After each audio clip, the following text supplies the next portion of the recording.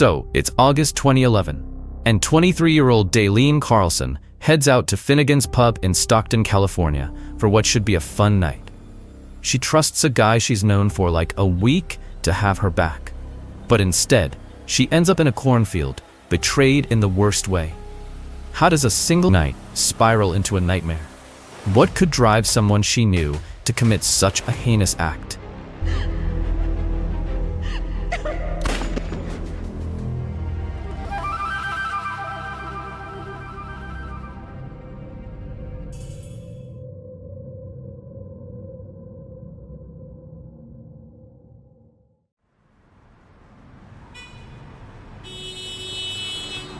Dalene Carlson was a vibrant 23-year-old who had recently moved from Sandpoint, Idaho, to Stockton, California in June 2011. She lived with her aunt, Margaret Baker, and cousin, Cicely Baker, while pursuing a child development degree at San Joaquin Delta College. Dalene was known for her social nature and ambition, working restaurant jobs to save money and chase her dream. She enjoyed Stockton's nightlife, often visiting Finnegan's Pub with her cousin Cicely. But Stockton in 2011? Rough place. Crime was sky high, and danger was everywhere. Her trusting nature made her vulnerable, a factor that would later play a significant role in her story. At the time, she was in an on-and-off relationship with Jacob Evangelisti, which had recently become tense. Think fights, even him grabbing her arm, positioning him as a person of interest in the unfolding events. Dalene's move to Stockton was meant to be a fresh start, filled with promise and new opportunities. She was all in, ready to shine. But a guy named Gilley, he'd been texting her, pushing hard, and she wasn't biting. That night, Cicely got sick and stayed home. Dalene went out alone, and as we'll see, this new beginning would take a dark and unexpected turn. Okay, so August 7th, 2011, Sunday night. Dalene Carlson is getting ready to hit up Finnegan's Pub in Stockton. The plan? Drinks, dancing, and blowing off some steam with her cousin Cicely. But plot twist, Cicely suddenly gets sick and backs out. Dalene, still in the mood to go out, decides to hit the bar solo. She tells her Aunt Margaret not to worry, that she'll be back by 3 a.m. sharp. Responsible, right? In Stockton, though? Crime's through the roof. Not exactly the safest spot for a night out alone. Now fast forward to Finnegan's. The bar's buzzing, music's going, Dalene's chatting it up with friends, probably doing her usual rounds and checking in with familiar faces. She's texting James Cousins, too, a guy she's into. Come to Finnegan's, she says. He's not there, but someone else is. Enter Jacob Evangelisti. Yep, the ex, the one with the on-again, off-again drama. Surveillance cameras outside the bar catch Dalene around 1:15 a.m. She's outside smoking, then heads back in. Nothing out of the ordinary, yet. According to Jacob, they didn't really talk much that night. Things between them had been tense lately, lots of arguing, things fizzling out. And that night, Dalene's done with him. She's moving on, focusing on Cousins. Ouch, Jacob. But hold up. Someone new steps into the picture. Jason Ross Gilley. He's not just some random dude. Dalene had known him for about a week. Just a week. On the bar's CCTV, you can briefly see Gilley put his arm around her. Nothing crazy, but enough to raise eyebrows later. And that right there? That's where things start getting sketchy. So around 1:15 a.m., Finnegan's is wrapping up. Everyone's spilling out, the night's winding down, but not for Dalene. She leaves with Gilley. That's right, she doesn't head home to Aunt Margaret like she promised. Instead, she's spotted on another camera, this time at a Food for Less store, with Gilley. It's 1:30 a.m., they're buying alcohol. Kinda random timing, but okay. Now here's where it gets real weird. By 5 a.m., Jacob starts getting texts and calls from Dalene. She tells him she's at Gilley's house, drinking. And get this, Jacob hears a male voice in the background. Spoiler alert, it's Gilley. That's confirmed later. Jacob even texts Gilley, "Is Dalene with you?" Gilley's reply, "Nah, I'm at the hospital with my kid." Total lie. Dalene then texts Jacob again saying she wants to come over to his place. He waits. She never shows. And now, here comes the chilling part. At 11:25 a.m., Gilley's roommate, James Cousins, gets a text from Dalene's phone. It says she's on Country Club Boulevard, her phone's dying. Seems innocent, right? Same time, Gilley's caught on a gas station camera, brushing dirt off his clothes. Dirt. Like he's been somewhere he shouldn't. But detectives weren't buying it. They strongly believe that text wasn't from Dalene at all. They think it was Gilley pretending to be her, covering his tracks, creating a false trail. That's not just sneaky, it's cold. Calculated, like a guy who's got something big to hide. So in less than 12 hours, Dalene goes from a carefree night at the bar to totally vanishing. Her last known movements? In the company of someone she barely knew. Someone who now, suddenly, has all the answers no one else does. And the worst part, that 11:25 a.m. text might have been sent after she was already gone. Something had definitely gone wrong that night.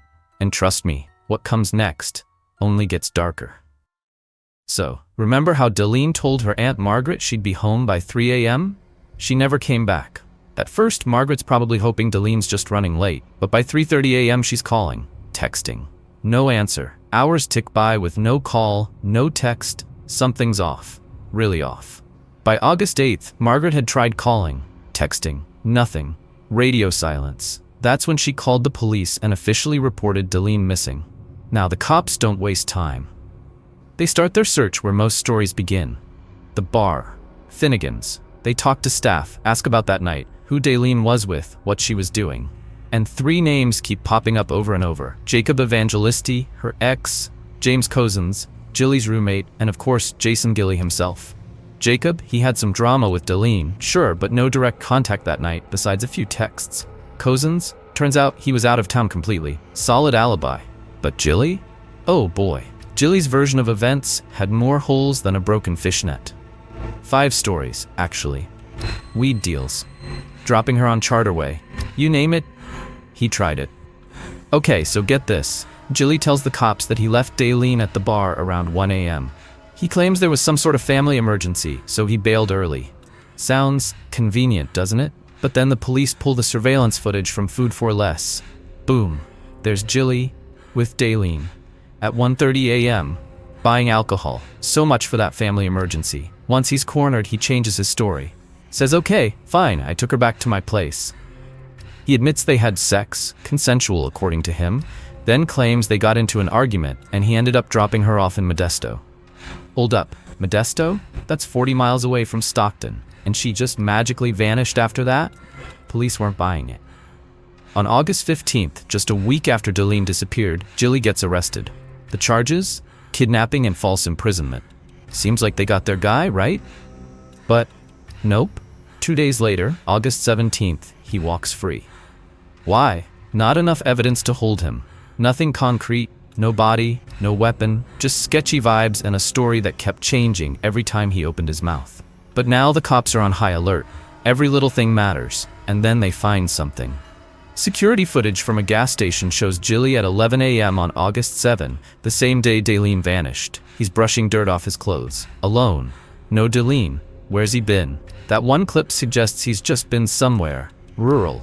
Remote. Maybe dirty. Maybe hiding something. So they zero in on the Calaveras River area near Gilley's house. Full-on search. Dogs, cops, everything. But they come up empty-handed. Meanwhile, Dalene's family's out there. Vigils, flyers, begging for answers. And then, 2 months go by. Dalene's still missing. No major leads. The trail's going cold until October 17th. A farmer's out in his cornfield in Escalon, about 20 miles from Stockton. And that's when he finds it. A body. Decomposed. Hidden out in the open, just beyond the rows. It's Dalene. She's nude. Her bra is nearby. Her jeans found 6 miles away. 6 miles. And the cause of death? 3 gunshots. 1 to the head, execution style. 2 to the torso. Small caliber, .22 handgun. It's officially a homicide.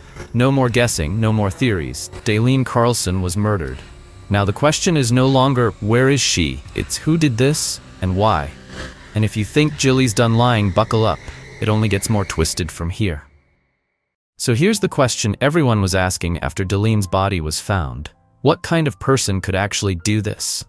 Because we're not just talking about a bad decision or a heated argument gone wrong. This was cold, calculated, and straight up terrifying. Let's break it down. Jason Gilley's behavior wasn't just sketchy, it was textbook manipulative. First off, this man didn't just tell one lie, he spun 5 different versions of what happened that night.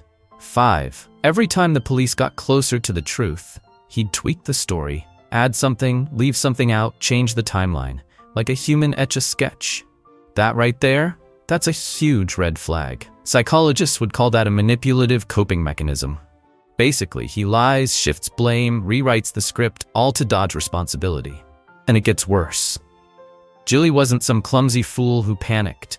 He was calculated. He lied with confidence. He acted like nothing happened. And in the end, he did what predators do best. He took control. But that control? It wouldn't last for long, because what happened next would turn everything upside down. Okay, so here's the question everyone keeps asking. Why would Gilley kill Dalene? What was going through his head? Well, prosecutors had a theory, and honestly, it makes a lot of sense. They think he killed her because he was scared. Not scared of her exactly, but scared of what she might say. See, there's a theory that something went very, very wrong between them, possibly an assault. And that theory isn't just a random guess. When Dalene's body was finally found, she was completely nude. Her clothes scattered across the cornfield, not in a neat pile, not nearby, just scattered. Her jeans 6 miles away. That's not something that happens by accident. It paints a picture of something violent and panicked. So now picture this from Gilley's side. Let's say he knows Dalene is going to tell someone. Maybe she already said something that made him think, oh no, I'm screwed. And in that moment, he decides the only way to stop her is to silence her forever. Now here's where it gets even darker. After she was gone, Gilley didn't just disappear. Nope, he picked up her phone and started texting from it. At 11:25 a.m., he texts his roommate, James Cosens, saying she's on Country Club Boulevard, phone's dying. Same time, he's at a gas station brushing dirt off his clothes. He was using her phone to throw people off, like a human puppet show, pulling strings to keep everyone calm while he covered his tracks. That's not random or impulsive behavior. That's calculated. That's cold.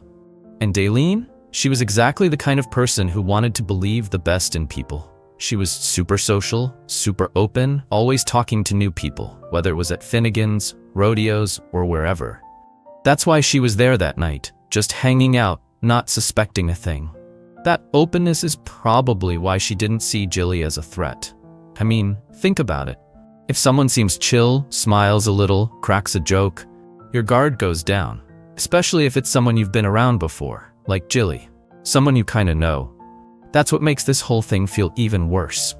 He didn't just take her life, he betrayed her trust. And then he tried to erase her story with a few fake texts. But those lies, they didn't hold up. And in the next part, you'll see exactly how his cover-up completely fell apart, because once the trial started, things got real. Alright, so the cops were sure Gilley was guilty, but the challenge was proving it? Well, buckle up, because justice didn't just knock on his door, it kicked it wide open. On October 20th, 2011, police finally arrested Jason Gilley. Why? 2 things nailed him. First, ballistics. Turns out those shell casings found in the cornfield, they matched his .22 caliber handgun exactly. Like, no doubt about it, the same weapon that ended Dalene's life. Second, cell tower data. Yep, they tracked his phone. And guess what? He was right there, at the exact spot where Dalene's body was eventually found.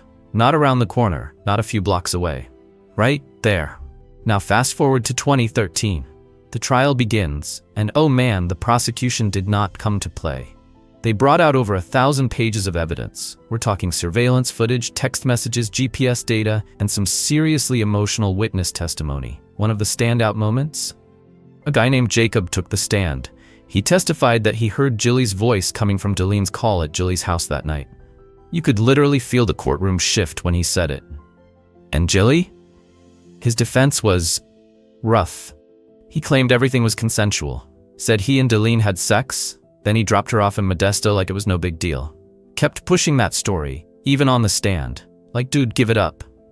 Problem is, CCTV footage didn't exactly back that up. In fact, it buried him. He was seen wearing dirty clothes, looking sweaty and agitated. Definitely not someone who just had a chill night out and dropped his date off with a smile. Plus, his story kept changing. Again. And jurors? Yeah, they weren't buying it. On October 3rd, 2013, boom. Gilley was convicted of first-degree murder and kidnapping. The jury even added a firearm enhancement, which made his sentence even heavier. Now, here's the twist. The rape charge, That part ended in a mistrial. The jury just couldn't reach a unanimous verdict. But still, on November 4, 2013, the judge handed down the final sentence. Life in prison, no parole. Jason Gilley was done, locked away for good. Now, even though justice was served, this case hit hard, especially for Dalene's family. Her aunt, Margaret, her sister, Narja Gunan, they were there, sitting through every brutal detail, every piece of evidence, every lie. But when the verdict came down, you could almost hear the breath they'd been holding finally let go. Closure doesn't erase pain, but it gave them something. Some kind of peace, some kind of end to the nightmare. And the entire city of Stockton? Shaken. Back in 2011, crime was nuts, way above average. This case exposed just how dangerous a simple night out could turn. It wasn't just another crime story, it became a wake-up call. After all, Dalene didn't do anything wrong. She went out, she texted her location, she trusted the wrong person, and that's what made it so scary. But here's something powerful. Detective Brad Burrell, the lead on this case, got major recognition. Even before Dalene's body was found, he kept pushing. Investigated it like it was a homicide from day one. Used cell data to guess where she might be. That kind of determination? It won him an award for solving what started out as a no-body case. That's rare and impressive.